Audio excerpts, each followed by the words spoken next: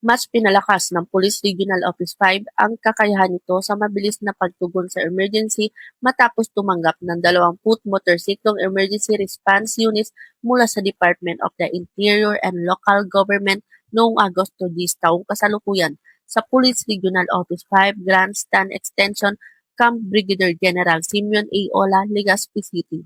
Pinangunahan ni DILG Secretary Juanito Victor C. Rimulya at Police General Jose Melencio C. Nartates Jr., Chief PNP ang turnover ceremony habang tinanggap naman ni Police Brigadier General Erosito N. Miranda, Regional Director ng Police Regional Office 5 ang mga nasabing unit.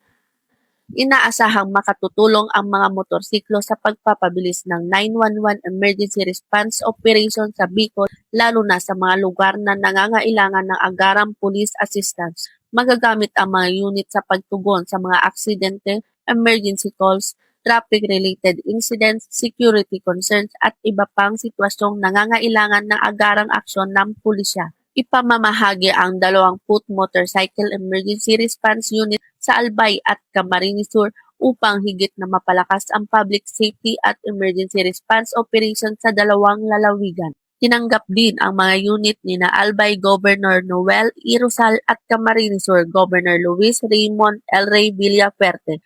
Magsisilbi rin ang mga ito bilang dagdag na suporta sa Ligtas Maharlika Initiative sa ilalim ng Bicol Shield Project na nakatuon sa pagpapalakas ng police visibility, pagpigil sa krimen, traffic at road safety operations at mas mabilis na pagbibigay ng tulong sa mga motorista, commuter at iba pang road users. Bahagi ang pagkakaloob ng mga karagdagang mobility assets na patuloy na pagtutulungan ng DILG at PNP upang palakasin ang emergency response capability, peace and order at public safety sa Bicol Region.